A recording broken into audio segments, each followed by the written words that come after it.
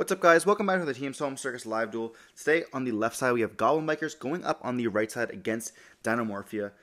Before we dive in, don't forget to like, comment, subscribe. We're on the road to 10K, trying to hit that before the end of the year. We greatly need your guys' help. So if you want to see some more local content like this, let me know in the comment section down below. And we are going to be seeing Dinomorphia end up taking the win here. I'm going to be choosing to go first. You know, it is quite good when a trap deck can go first here. If you guys don't know what these cards do, I will be explaining. We're going to see a double set. Looks like also double Ash in hand. We are going to be then summoning out a Fenrir on the opposite side, but summoning it out a quite powerful card right off the bat. And we're going to be hitting up with a Dinomorphia to fusion summon. This is going to pay half our life points, which is the gimmick of the Dinomorphia cards. Going to be hitting a Diplos as well as a Theos. I think it's Therios from the deck. Let's some fusion summon here, which is going to mostly summon out a copy of the Ketchagina, which can then copy the effects in a trap in the graveyard by paying half the life points. What's they're going to do? Copying the domain once again here, sending the Diplo in itself to go for a copy of the big boy. This guy is quite good. He is a Rexstrom. He is the negating everything that is less than your life points. And so they already paid half the life points. So they're already at 2,000 life points, which is pretty crazy. Therefore, we're going to see the Fenrir is not going to be able to activate its effects, which is pretty nice. Especially when it happens on resolution. So like we resolve the effect first, and then on res, Fenrir can activate. But it unfortunately doesn't have enough life points, so we can't do that there. So anything under 2,000 will not be able to activate. Or anything over 2,000 will not be able to activate here.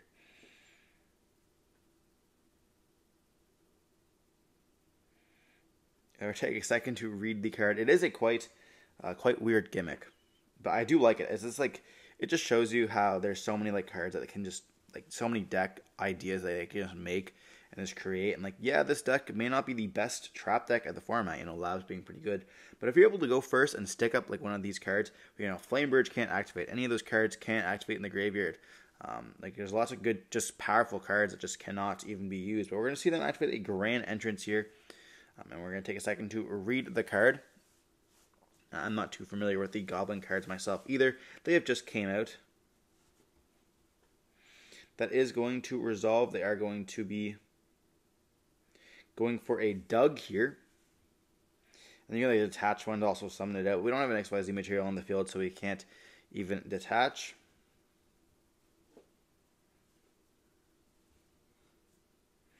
We are going to read the Rexstrom once again here.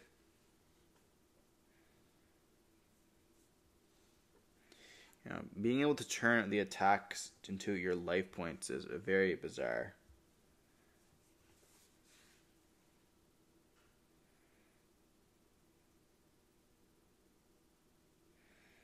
We're going to see them. They are playing XYZ, so they have to find a way to get another one onto the field. They have no XYZ. Like, that's the problem with the Goblin Bikers, is that they unfortunately cannot, like if they don't have any XYZ on the field, they have to find a way to really get going. So if you have, like, a tour guide, you're fine, but, like, we're going to see them summon out the Mac Champ.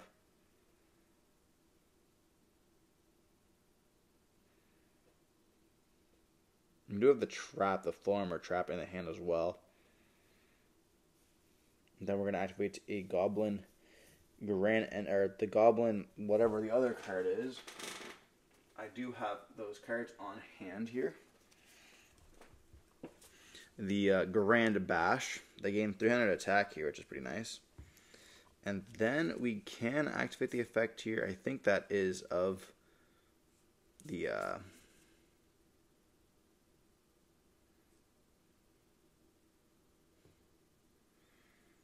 I'm not too sure. That may be Grand Bash.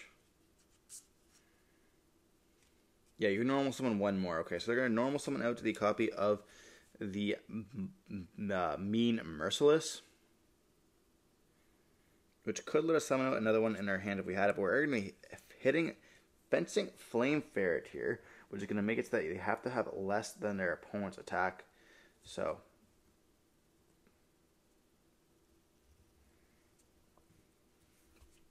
we see them have a 14 alongside a 13 there.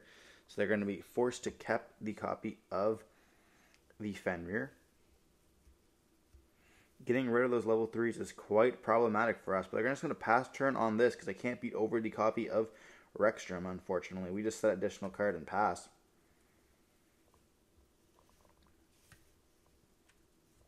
It is quite cool to see like what the deck can do. Just unfortunate sometimes that we just get like stuck under cards that we can't end up beating. So we're going to see Rexstrom going to be turning the life points and making them half, and then we're going to be able to beat over. So you're going to paying half, bring it down to 1,000, and then we can just attack over it. And then we set 2 cards and pass on this. You know, still having that floodgate on the field, which is quite powerful.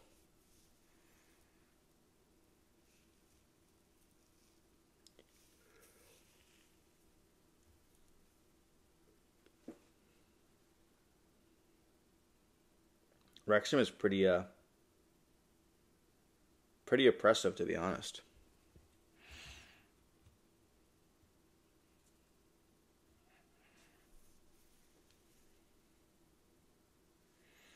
We're going to see them normal summon out a copy of Doug. Then we can summon out the Wielder as well here. You know, this will give us a chance to go into an XYZ.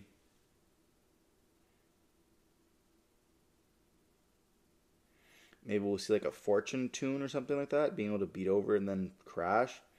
We're going to go for a Fortune Tune here in defense position, which is interestingly enough.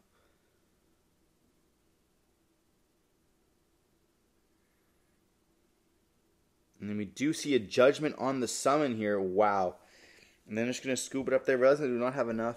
You know, unfortunately, it doesn't even stick on the field because I can't even go for XYZ there. And that's tough. Judgment's in the main. I mean, for a deck like this, it definitely makes sense.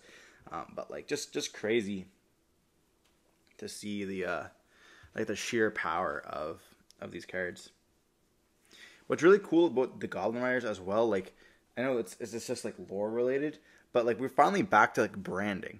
So with the Snake Eye cards, they obviously all have the Snake Eye, which is that red little thing inside of it. And I think Diabellstar also has something like of a somewhat of an like aura or whatever her thing is. But if you look at the Goblin Riders, it's most prevalent in Doug as well as the Crazy Beast. On their necks, they have all the branding of the Goblin Riders. So like you can't see it on Merciless. You can kind of see it on the Clatter on his like little boombox thing, which is kind of cool. And then you can see it on the Mac on top of like the brand. It's just like just cool kind of stuff, as well as like in their flag for the Goblin brand entrance. It's there, which is just nice. Like to see this kind of like lore back. Like, you know, they had it in Raid Raptors, they had it in a bunch of other cards. So we're gonna be seeing Shifter gonna be activated here on the Goblin Raiders going first. So this deck, Dinomorphia can play Shifter as well, but we do have a copy of Rhoda. Let us search for any of our warriors. Most likely going to be a copy of Doug.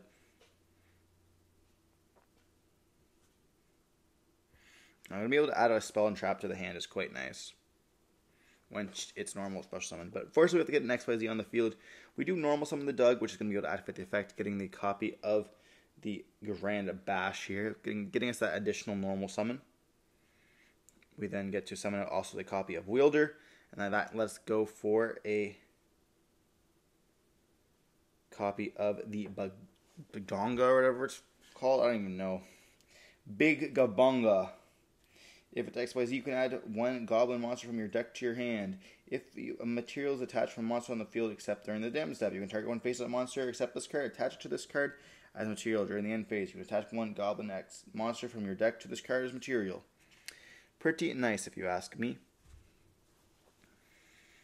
Then we're going to see a Grand Entrance going to be activated here, which can let us search for any of our Goblin. And then we can also detach here if we wanted to as well. So going to search for the Mac, and then most likely detaching the Wielder if we want to special summon it out. But we banished first here, so I guess we're not going to be doing that. We do see a Nib in the hand as well. We're going to see the copy of Grand Bash. Normal summon with the Merciless. Merciless will also get us that additional summon here. So that could be potentially what we wanted to do instead. And we're going to summoning out the copy of the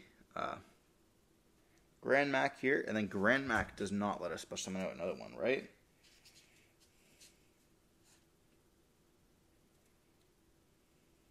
Okay, yeah. Or Boom Mac, Grand Mac, what am I saying?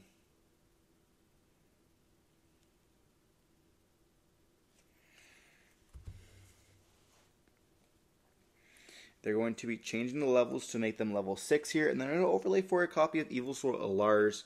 This is going to be a negate, which is pretty cool. They just passed turn on this, so we didn't even activate the Grangabunga here to be able to attach, which they could have done to be able to give it a more XYZ materials. Chances are, because they're under shifter, they don't want to lose the XYZ. Like, if we go for a copy of the Splatter or Splotter, whatever it's called, we would lose it. So it's kind of important if they do like out that Gabunga, you want to be able to have multiple cards. So we're going to be normal swimming with the Theresia here. And this can dump if we want to. I don't think there's really a need to because we're under shifter, but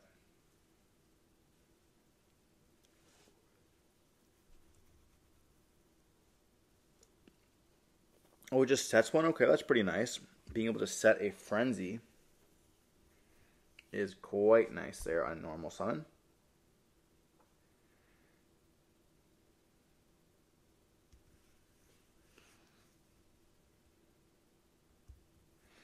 I guess it's Diplo that sends. We're going to be setting 4 more cards in the back row and just passing on this. We're going to Cosmic here, and we end up hitting a copy of the one of the fusion cards, so it's pretty nice. Or we hit a Frenzy.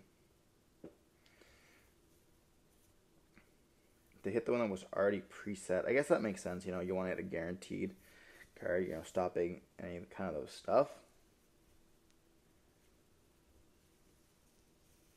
We're going to go battle phase, and Bandit or Lars is going to attack into the copy.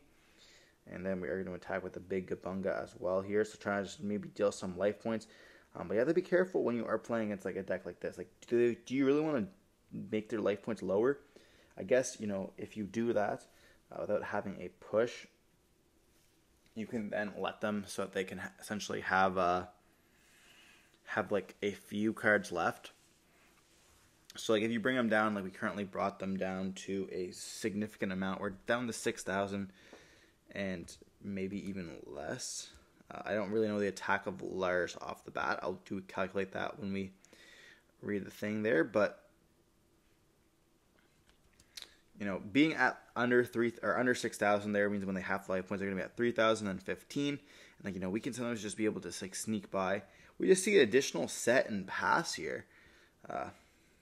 We're going to then flip up another copy of Frenzy there. We don't have anything to stop this, I believe. We have a Lars, which can activate its effects to attempt to stop it. But do we have anything for that? We do. We have a Strike here.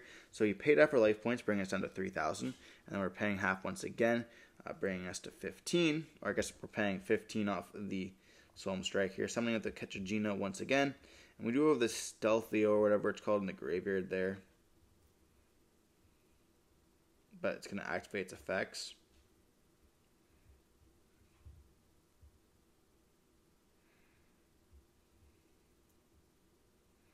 And then we are going to activate the effect of the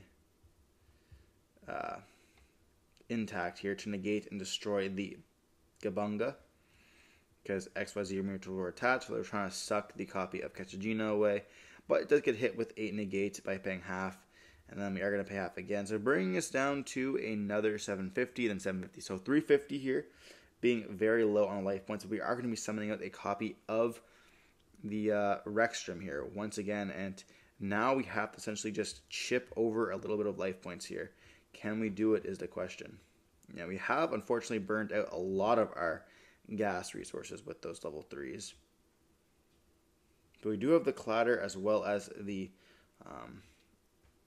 Mac in the graveyard. But we can't summon out the Clatter during our turn. It has to be only during our opponent's turn here. So we're going to be summoning out a Doug. Doug can activate its effects, but it's under Rexstrom, therefore it can't. We get the double summon off of the Goblin entrant, or the Goblin, whatever. We go for a Mac Beast, and then we get hit with a Judgment, and that's just going to be game. bringing us down to, I think it's like 175 here. And with that, we're left with no cards left in hand, and we just take the game here automatically. Wow, 2-0 from Dinomorphia. Just controlling that game with those judgments, stopping the summons of the monsters is just quite problematic. Regardless, I hope you guys enjoyed watching the video. Don't forget to like, comment, subscribe to see more content like this. I'll be trying to feature Dinomorphia. I know Nathan, big shout out to Nathan's going to be cooking on the channel a lot recently with the deck, doing quite successful with it, topping a few of our events. But hope you guys are watching the video. Don't forget to like, comment, subscribe. We'll see you in the next one. Stay safe. Peace.